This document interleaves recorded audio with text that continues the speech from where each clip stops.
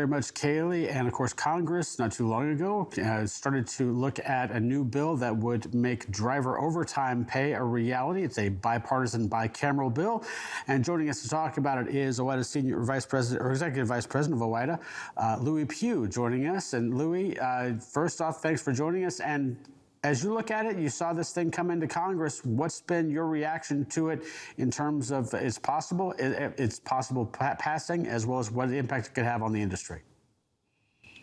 Yeah, first, thanks for having me. I appreciate it. And yes, I mean, we're happy that this has been brought into Congress again. We supported this the last time. We are supporting it again. We think it can have a huge effect on the industry in a good and positive way. First and foremost, drivers deserve to be paid for their time, and that's what this will do. So often drivers give away so much of their time as shippers and receivers, and there'll now be a reason that there's going to have to be pressure on them to get loaded. By increasing their pay and cutting the amount of time they hopefully spend as shippers, receivers, that'll have a direct effect on highway safety as well.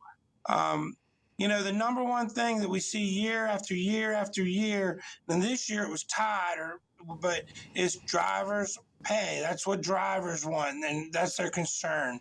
Their pay has not kept up with inflation since the 1970s.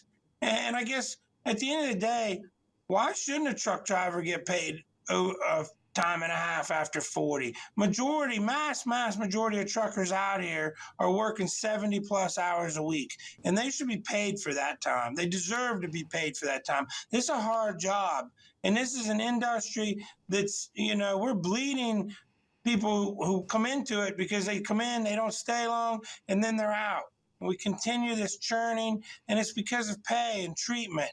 But again, I just don't understand how anybody can say that the American trucker doesn't deserve to be paid properly and be paid overtime when he puts in 70 plus hours a week. So, Lewie, of course, a lot of the proponents are now focused on that fact that this will help that kind of driver turnover that we've seen. It will take care of the folks who are in the industry. And as you mentioned, it will increase that road safety because you're not having to sit and wait because, of course, people aren't going to want to pay that overtime. Some of the kind of, I don't really want to call it criticism, but some of the kind of negative aspects that have come out of this bill is this thought process that, okay, if a company says, okay, I've got to pay my drivers more now, they're going to go out and say, okay, let me just hire more drivers. That way I can now reduce the number of hours that my existing drivers are working, and I don't have to pay that overtime. Is that a risk that you think is going to be a reality, or do you think that there's simply not enough talent to make that a legitimate concern? If we're struggling for drivers right now to fill the seats, we're still going to be struggling even though we don't want to pay that overtime rate. I think there's plenty of talent. I mean, there's 400,000 plus CDLs every year. We continue down this narrative of driver shortage when there isn't one. Well, we have a turnover problem. So there's plenty of talent. The problem is they're just going to continue to hemorrhage drivers because, again, they're not paying them correctly or treating them correctly. And drivers realize that very quickly, and that's why they leave this industry so quickly and go somewhere else. Maybe they still use their CDL, but they get out of long-haul trucking at least. They go to construction jobs and places like that where they get paid prevailing wages, or they get paid overtime.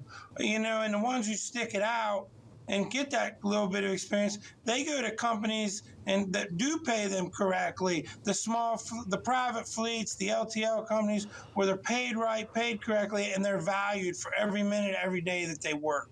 So, but I don't think that they're going to buy all these more trucks and hire all these more drivers. I just don't see that happening. And we hear that they're going to lower the salaries and stuff like that too. And that's not even feasible if you do the math and see how much they're making at 70 hours. They'd be below minimum wage. Lewie, just to continue off of that point there, obviously, as Kaylee mentioned, you have that possible solution that carriers could possibly go into. But obviously, costs go up time and a half, if you will, for, say, as you mentioned, 70 hours a week. That's time and a half for 30 hours.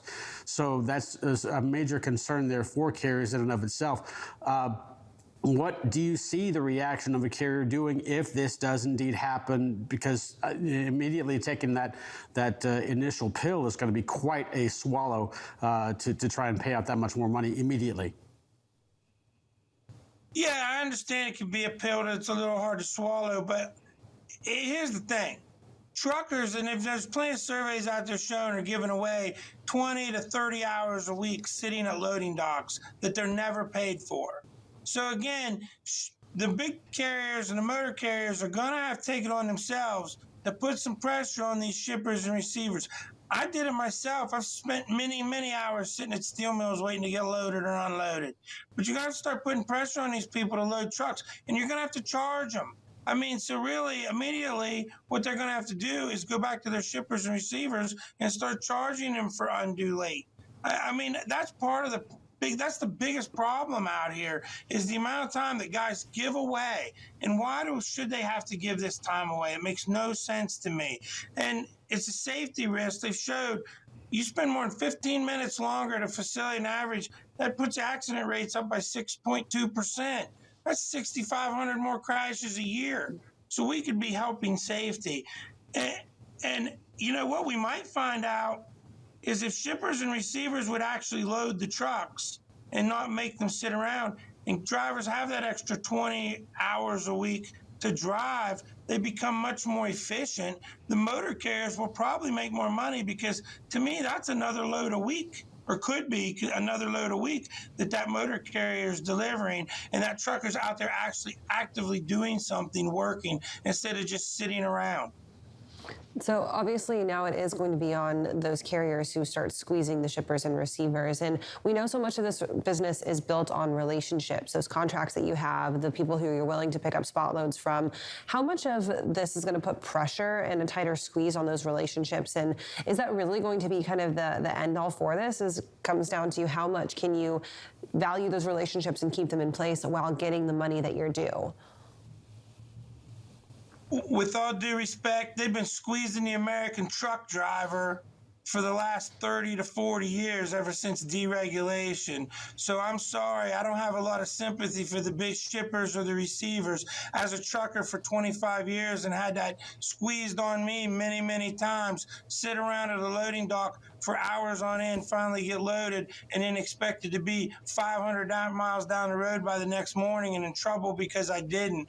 You know, that's the problem. We've been squeezing the truck driver for 40 years or more. It's time that maybe somebody else feels a little bit of squeeze. So, Lewie, obviously this is not the first time that this bill has made its way into Congress and possibly gets to a vote, with it being unsuccessful last time. What do you think of the odds of it getting passed this time? You know, D.C. is a funny place, and I don't like to bet unless it's a sure thing. So you never know. I guess all I have to say is lawmakers really have come to a choice. They can either continue to listen to companies who have a 90% or more turnover every year, or they can listen to the American trucker themselves, who said by repealing this outdated exemption would actually not only improve their pay, but improve their working conditions, improve highway safety.